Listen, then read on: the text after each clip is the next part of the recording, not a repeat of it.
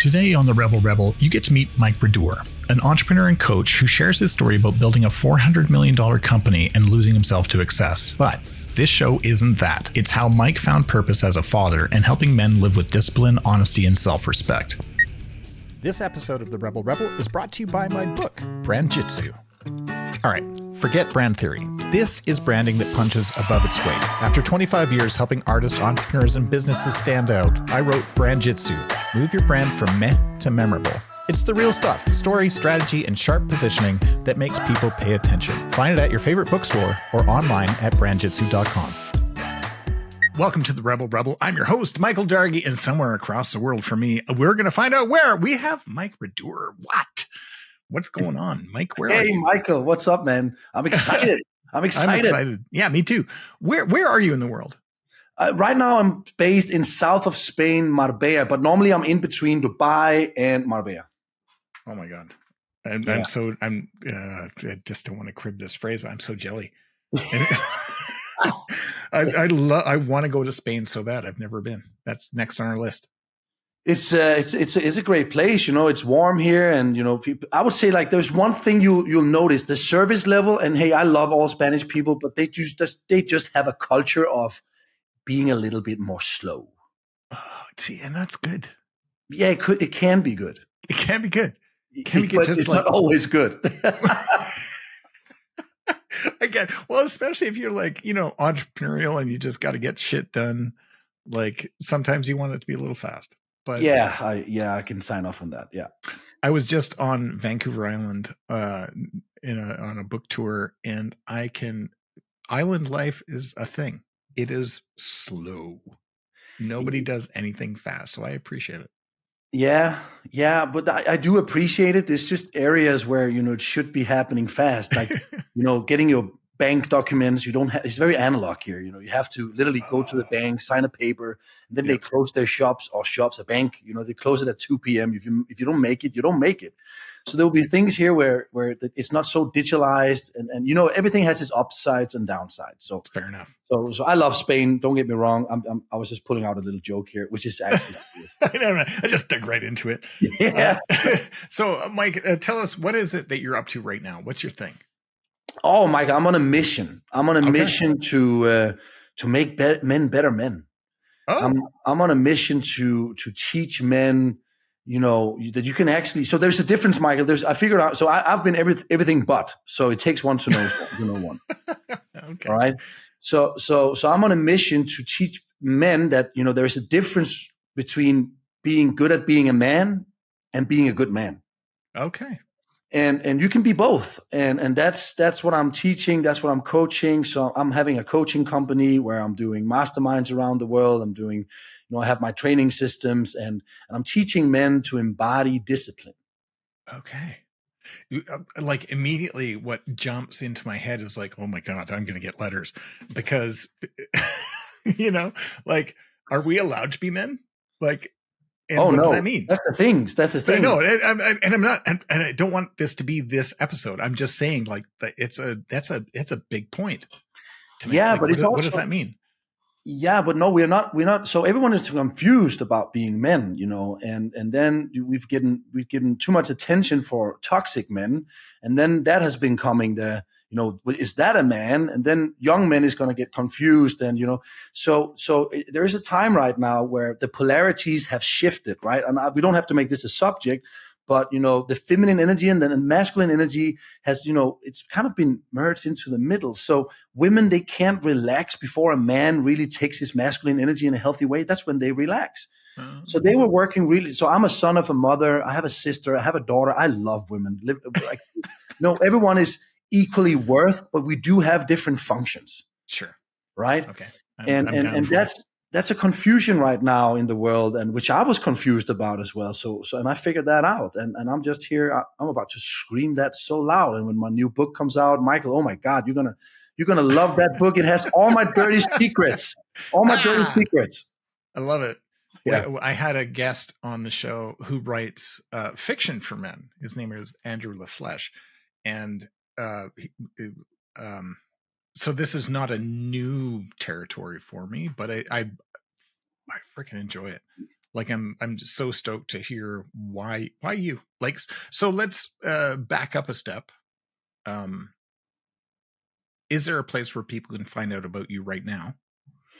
If there's a place where people can find out what say, I'm Yeah, sorry. like what's the? Do you have a website? Do you have a place where people can Oh connect with yeah, you? yeah, absolutely. So I'm very active on my Instagram. Funny enough, a long story made very short. I started speaking English in March this year, and Shut up. that's not of course I've always spoken English, but on my social media. Sorry, Michael. Yeah. So You're like your English is dope. Like yeah, I didn't learn it so fast. No, I've spoken English since I was a kid. okay, But on my social media, and I had 13,000 followers, okay. and they were majority from my home country, which is Denmark. And what we have now, we have August now, and I have 176,000 followers, and all I've been speaking about is the mistakes I made. I love that. Good Right. for you. And they can find me on my Instagram, and I recently just started my YouTube channel, and I finally found my mission, right? And it feels so natural for me to speak about. I don't have to prepare much. I just have to wake up and think and speak. That's crazy. Why you? Why you, Mike?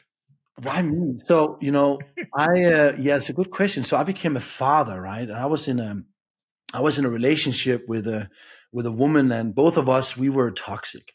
We were not healed. We were not. Uh, We didn't actually really understand ourselves. And in the moment my daughter was born, I had this huge revelation where I didn't. I wouldn't allow her to marry a man like me, and that made me want to change. oh my God. Right. So when she was born, I understood that kids, they don't do what we tell them, they do who we are. And I knew that for her to at least have one stable, we can't develop another person. And I love my ex, and she's an amazing mother, and she's actually doing a tremendous job as a mother. So I'm not saying anything there, but I just knew that I had to change dramatically.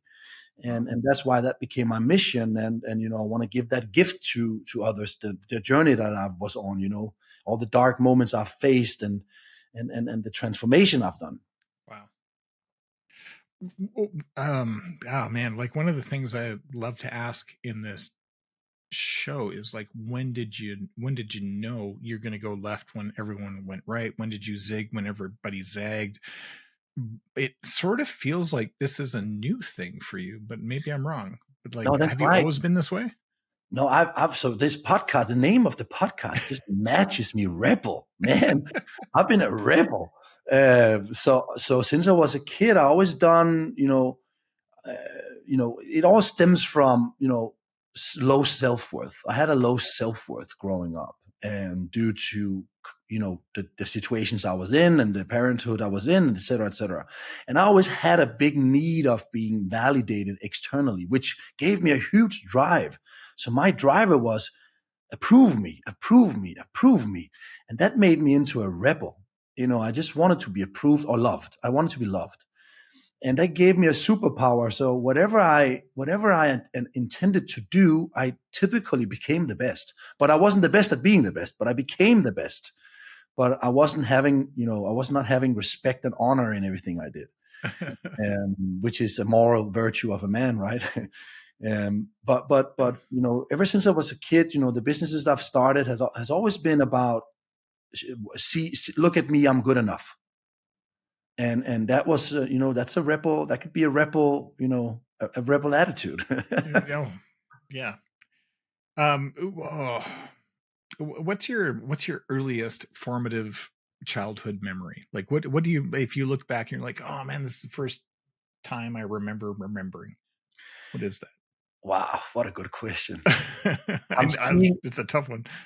I'm seeing a sandbox where I'm playing with an old childhood friend of mine, and we are in this, you can call it a ghetto. We were living in a kind of ghetto area, but there was this little playground around the blocks of the home. We were living in kind of a community with small blocks, and there was like a little ghetto. There was a grass, there was a Yeah. sandbox, and that's where I am playing with my cars. Yeah. Oh man. So good. 2 years old, I believe. 2 years old. Yeah. Wow. Oh, I didn't remember that until you asked me. 3 years old. Holy shit. That's amazing. What? Okay. So this whole idea of, I don't know, being a better man is galvanizing. And also, I'll be honest, like some people are going to listen to this show and be like, oh, I'm out. I don't want to hear about it. Yeah. You know what I mean? That's how it is. Well, it is. But what does that mean? Like, tell me about it. Yeah. So what does that? So in all reality, right? So I think there's an old saying that goes, "What I see, I forget. What I hear, I remember. What I do, I know." So I would never know what emotions and reflections I would get before as a father before I was a father, Sure. right? So I had a huge transformation internally when I became a father, where I started to reflect in different ways. I started to think about my behavior, and you could call it. I got a little bit more spiritual. And being a good man, I believe that's all about. So you can look at it from a theoretical, perspective, and you can also listen to what women they want, right? But I don't believe that women, they are here to dictate what a good man is. They are here to dictate what they want in a good man, and fair Sure. enough. That's But, fun. I like but that. yeah, and I respect that. I can't tell you how a good woman is, but I can tell you what a good woman I want. Um, but I believe being a good man is you should possess some qualities, right? And I believe there are some immoral qualities and some moral qualities. And Amoral and moral. yeah. But in all Okay. reality, look at how what the function of men has always been, right? We've been representing, immoral qualities was strength, courage, and mastery, right?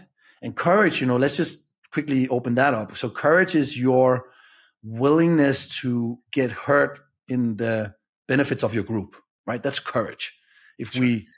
we go back in time, and mastery is you having the skills to perform an act or perform something that makes you a master. So that's the amoral ones. But you can get so and so far. That's a gang mentality, and you can't Sure. run around being gangs all the time. You need to kind of go into a community as well. Then you have honor and respect, and I believe that makes a good man. But in all reality, look yourself in the mirror and ask, am I proud of the decisions I made yesterday? There you go. There you have your moral compass. And I also believe that a man should be fit. A man should be fit.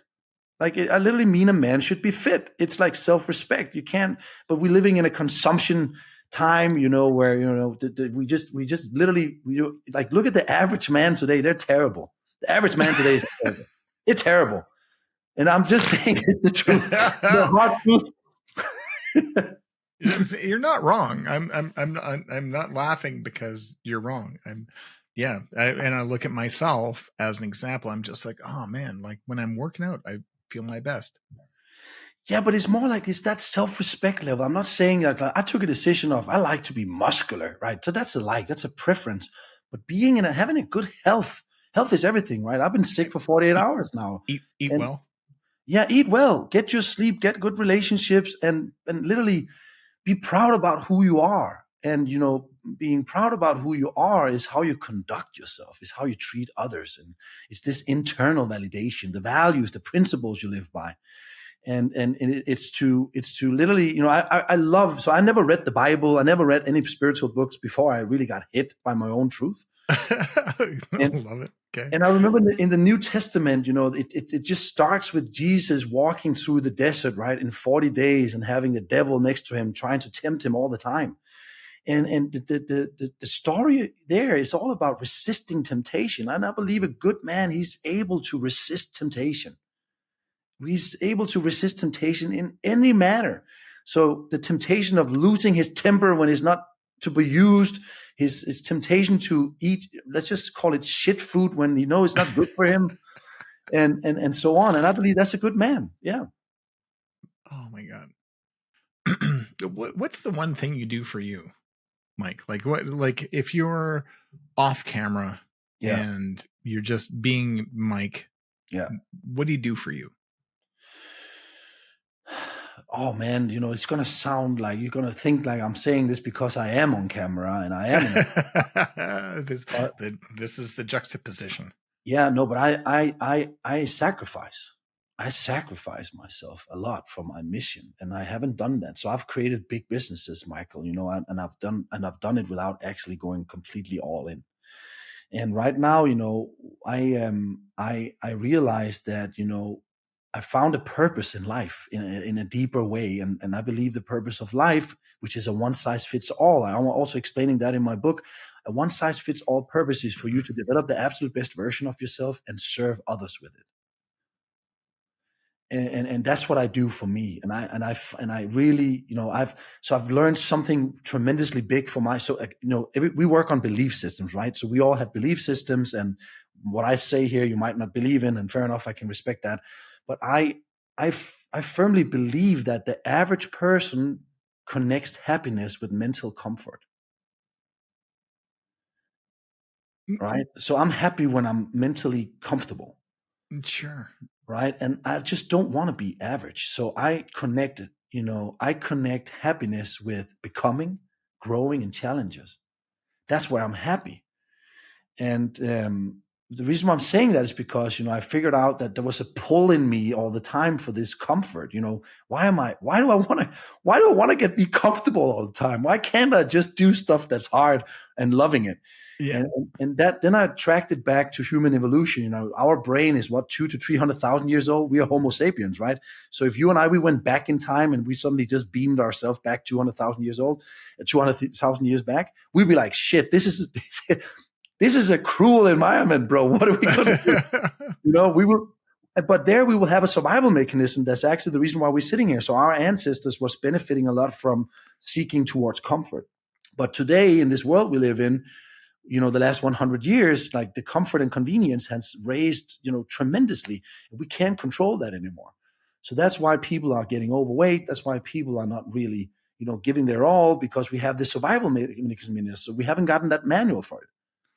And so I'm sacrificing a lot, Michael, and for I wouldn't say for others, but for maybe it's going to sound cliche, but for a higher purpose. Yeah. Oh my God. Well, what about the people that are just like, you know what? I'm good. Yeah. Like, whatever that means. I'm just like, I'm going to order pizza tonight and just, kick my feet up because I've been doing shit all day for other people. And like, what does that mean? No, but I respect that. I respect that. So people who says I'm good, so don't worry. I also eat pizza. I just know when, I just know when and how much. I just understand food. That's it. Sure. I just understand calories. I have an understanding of what I'm putting in my mouth. So I do eat pizza, and I love pizza, and I can eat pizza every day. Now I have so much muscle mass. I could eat it every day. It wouldn't hurt me. I'm not disparaging pizza. Don't get me wrong. Okay, Mike. Okay. Because I love pizza. Yeah, I love pizza too. Let's have a pizza when we meet. Yeah, love it. Oh my God. No, but so when people say I'm good, so I need to understand what you mean there. Well, I think that there's just thinking about life in general. Like sometimes you're just like, yeah, I'm good where I'm at. Like I don't need to change. Yeah. And I guess what I'm getting from you is that, you're not making people change. You're just offering an example of what change might be if you wanted to go that route. Yeah, no, that's right. Sound right? Completely right. I'm offering people and so I figured out. So I've been coaching a lot of people the last 5 years, and I learned that you can coach people in two ways. You can either tell them how cool they are, how good they are, and how much potential they have. And, Thank you. All right, you can say that to them, but they might not believe you, right? Because we operate on belief systems, so they might not believe you.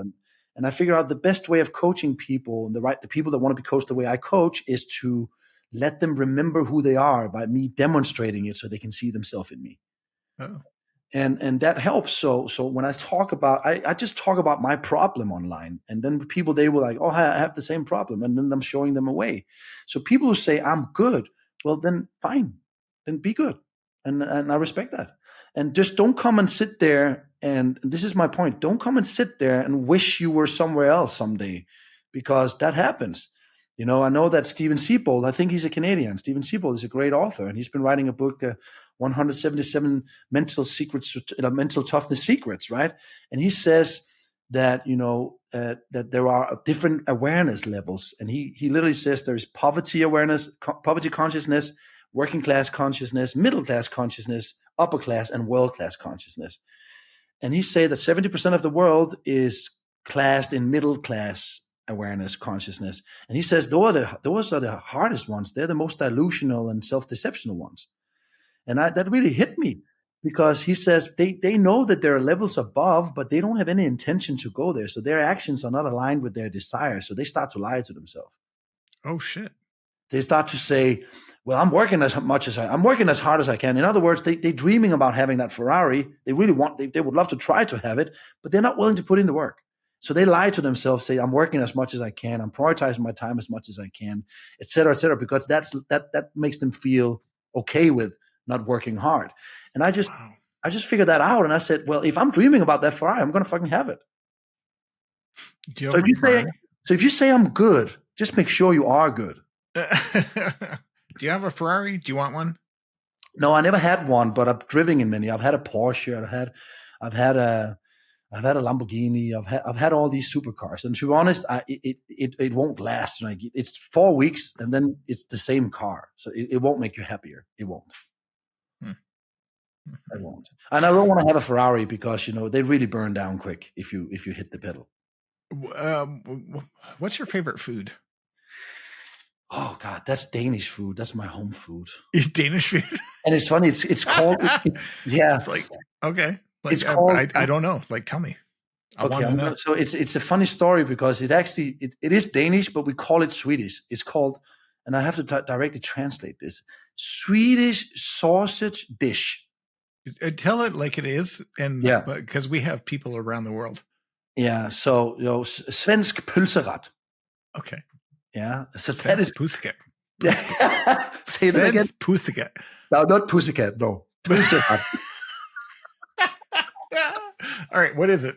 What is the comfort food of Mike? So that food is potatoes, and it's like sausages, and it's some tomato puree, and it's with paprika. It's very simple food. And in Denmark, we are known for this, farmer food. That's our traditional food. So we were farmers, and we were big within potatoes. And typically, what we do is, the classic Danish famous food is the food that we had as leftovers. So if we've been doing food for a couple of days, we will take the leftovers and we will make dishes out of it. And they have become traditional dishes today. Amazing. What do you have like a favorite restaurant you go to? Do you have like a place where it's just like you and the wife go to, be like, what? They know you? Yeah, so here in south of Spain, there is a place. Yeah, I wouldn't say I go there a lot, but if I go there, and that's called Sea Grill. Sea Grill. Yeah, they have the most amazing view. You sit, you have the ocean, you have palms, and they make a great fish. So everything they do there is just top notch. It's pricey though, but it's top notch. All right. What do you do for you and your wife and child? Like, what's the go-to move as Mike? We're just like, hey, family, we're gonna do this thing. What is Yeah. No, so we're not together. So as I told you, my daughter was born, and 3 months after she was born, my ex and I decided to split up. Oh, We I'm were too sorry. toxic. I totally missed that. I thought No that problem. No problem. Okay. So we were too toxic, and what has happened there is the most beautiful thing is that we have actually we're not done yet, but we have found our way to become better parents to our daughter, to show friendship. Oh my God, right? I love that so much. Yeah. Fuck yeah. Good for you.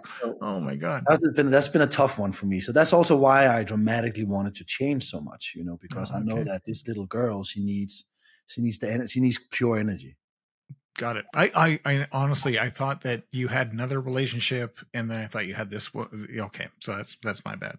No, I'm single. I'm single. Everyone, I'm single. Mike is single, everybody. Man, where do you want to go? Like, if you were to see another place in the world, where would that be for you? I'd love to. And I guess, do you want to? And do what? Do you want to? Do you want to travel? Yeah, I would love to travel. So I've seen a lot of. I have never seen Asia. Real. I've been in Thailand, but I haven't been in Japan. I'd love to be in Japan. I'd love to try to go to Tibet. What do you call it? Tibet? Tibet? Tibet? Tibet? Yeah, Yeah, Tibet. yeah. I'd love Sure. to go. I'd love to go there. Um, yeah, that's on my bucket list. And Australia. I would like to visit Australia as well. Where have you been where you're like, oh, I don't ever want to go back? Denmark. What? And most of it's just like, oh, I just want to go to Denmark. No, that's I'll pick honestly. flowers. It would be great. I would not spend one time in my home country ever again. I only go there just to visit my family. But that is my home country. All due respect to Denmark, but my home country, they have all lost it. In Scandinavia, people have lost it. Really? They, yeah, I believe so. I believe so. They're so they're so good welfare states. They're so good Oh, that they have victored themselves away. People are literally the definition of lazy. wow. And we have a slogan. So in Denmark, they always have you noticed that Denmark is winning the prizes of the most happy people in the world? That's not true. That's not true. There was a survey coming out in 2021. They are just as mentally fucked up as everyone else in the world. They are just as overweight. They are just as miserable, but they are very comfortable, right? They are very comfortable. And Wow. because they're very comfortable, they will always hate on people trying. They have a huge society of hating on people that tries to make it. And that it makes it really difficult for an entrepreneur to, because we fear other people's judgment. As human beings, we want to be loved by others. And if you try to go against the stream in Denmark, they will, like a crab theory, they will pull you down as fast as possible. So I don't really want to go to Denmark. Crab theory. Yeah. Have you heard about that? No. No? Okay. I just like hooked onto it, but I understand. I immediately I was like, crabs like grab other crabs and pull They them do. back If down. you put a crab, one crab into a bucket, it will crawl up if Sure. it can. But if you put a bunch of crabs into the bucket and one tries to crawl up, they will pull it down. That's Denmark. What's your wish for the world, Mike? Like what do you want for it?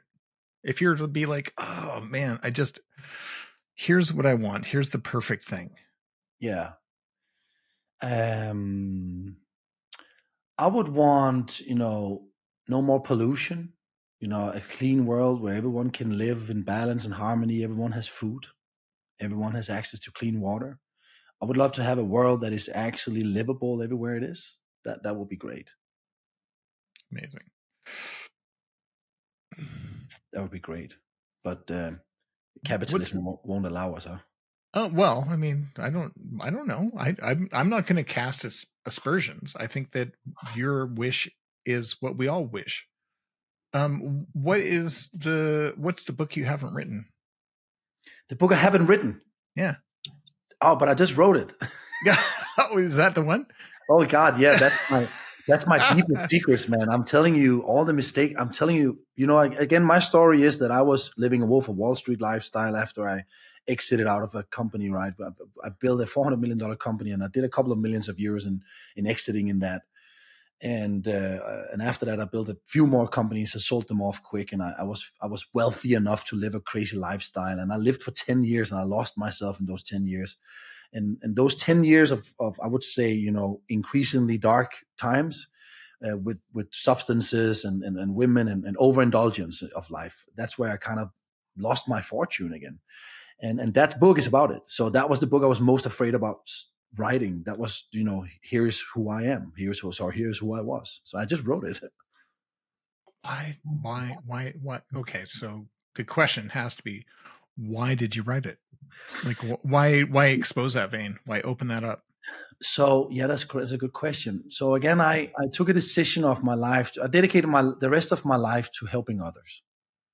That's it's always been a part of me, and I can't help others without bringing my story to the light of day. And I need to tell people where I come from. So the darkness I went through, a lot of people can relate in that. So again, my book is not about success. it's about me, but maybe it's about you too, if you dare to be honest, right? So my book is about this vulnerability of, hey, the version I used to be is not who I am any longer, or at least it's not who I want to be anymore. So for me to lay it out there, I had to open up. Here's a weird question. What's the one thing you don't want anybody to know about you? What's the one thing I don't want anyone to know about me? Yeah.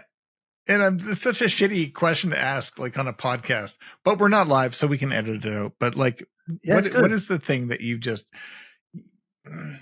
you reluctantly love and hate about yourself? Jesus Christ, man, I literally have nothing anymore.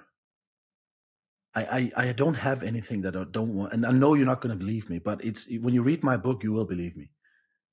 I don't have anything because So have you ever seen Eight Mile with Eminem? Sure. Yeah. Right. You remember the scene where he's afraid of the other guy battling him, and he literally just ripped it off. He just silenced him because he says everything that this guy is about to tell him. Yeah. That's what I did. Oh my God. So for me to be so what I was afraid of before that was everything. I didn't want people to know everything about me. I didn't want them to know that I took drugs. I didn't want them to know that I had crazy orgies. I didn't want them to know that I was living this crazy life. And I was constantly afraid of being judged. And that fear was just haunting me. So I said, the truth shall set me free. And I just brought it to the light, and I spoke about it on my Instagram. Before we went on this podcast, I was in a board meeting. I'm in a board meeting of one of the biggest entrepreneurship festivals in Africa, right? And I'm in boards in different places, and I was so afraid but when I took the decision, I'm going to go online and I'm going to tell everyone who I was, because I'm not this guy anymore. And that was so boundary breaking. But today you can call me whatever you want. I don't care. I literally have zero fucks to give about what people think about me. It's so nice. I wake up, I'm like, whatever, bro. It's like when people say something to me, it would be like, Mike, you're a blue car. It doesn't attach to me. I don't care. I've said everything there is to say. Yeah. That's nice, right? That's a power move. Yeah, it is. You're free, man. You're free of other people's judgment. If you don't like me, fine. Huh. That's what I coach my clients as well. I love it. So I guess let me I have two more questions, and the first one is,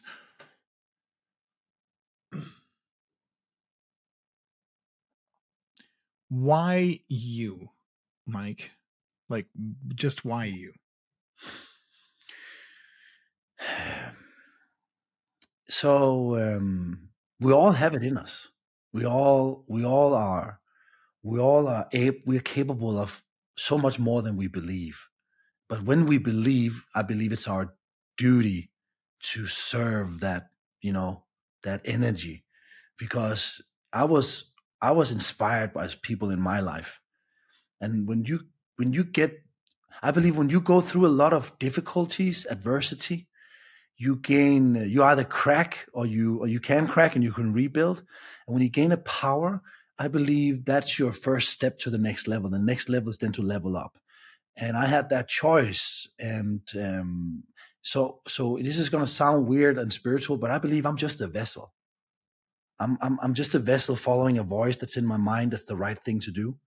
And I'm just downloading information and I'm speaking it out loud. So I'm just delivering information I'm getting from above. It sounds weird, right?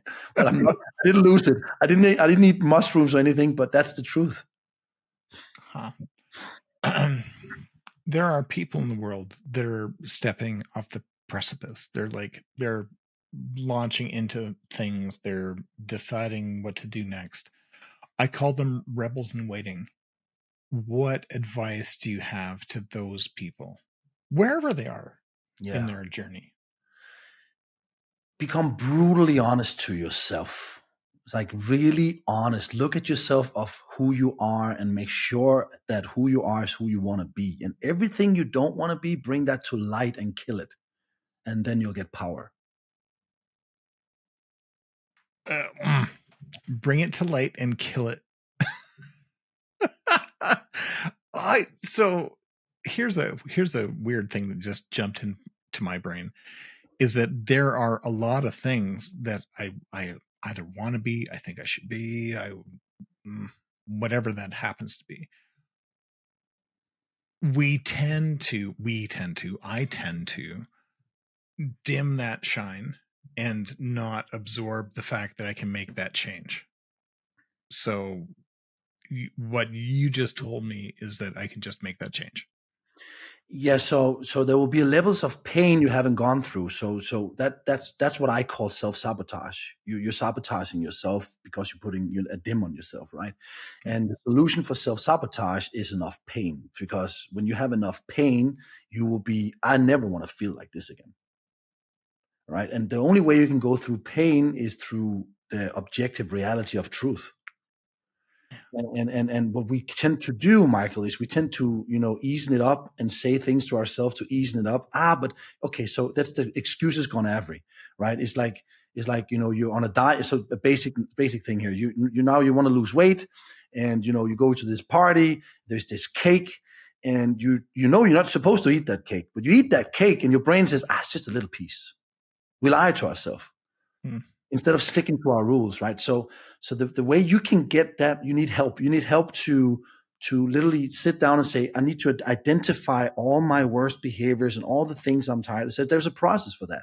And that process is what I'm teaching in my training system. And one of them is also, I'll tell you the hardest one I did. I wrote down, and there was many, Michael, God bless me for this.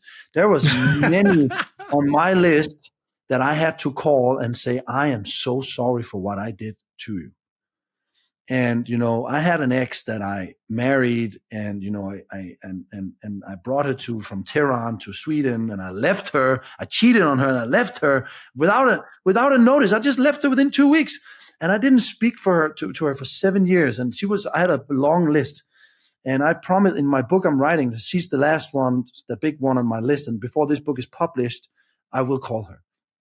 And I was just like, oh God, please don't finish that book fast.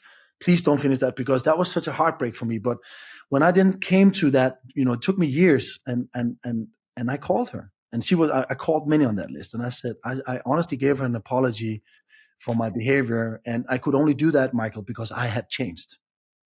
What do you do, Mike, when you fuck up again? I don't. How do you? If I do, come on, how do you reconcile that? And because we're gonna. Yeah, no, we won't. No, we won't. It's all about. I hear you. So fuck up is also relative, right? Okay. Right. Yeah, I'm trying to poke a bear. I'm just. That's good. I love that. So I don't fuck up. That's my identity. That's the thing. I don't. So we have a conscious choice, but you need to have life principles that speaks to. I call them broken systems. For example, one of my broken systems when I grew up in a ghetto, and that system that I was living for was a code of, an eye for an eye. And that was stuck with me until I was 25, until I realized, shit, there's a consequence for that. Because if someone did something to me, I would smash him. But that was when I was a kid, we didn't call them fights. We called them Tuesdays. So that was a rule in me. But that was a system that wouldn't benefit me in the long run. So I had to do an internal inventory of the life principles that was running me, subconscious programming. And I redesigned them. And one of them is, for example, regret is my guideline. So every time say that one more time. Regret is my guideline. Love that. Okay. So when you say, what do I do when I fuck up? So my answer to that is that I don't fuck up in the way I fucked up before. But if I say something that I regret, I pick up the phone as soon as I come to awareness of it, and I apologize. And I will never do that again. My God. Mike Radoor, this has been time well spent. Thank you so much for joining us on the show. Thank you, Michael. Thanks so much for listening to this episode. Hey, if you're an artist, scientist, entrepreneur, or business owner who wants a smooth and proven method to find, shape, and share your story with the world, head on over to brandjitsu.com and order a copy of my book, Brand Jitsu, Move Your Brand from Meh to Memorable. I've been your host, Michael Dargie, and this has been the Rebel Rebel podcast. It's a podcast for creative rebels and entrepreneurs all over the world. And hey, if you're a rebel or you know a rebel, head on over to the RebelRebelPodcast.com and fill out the guest request form. Thanks so much for listening. Until next time.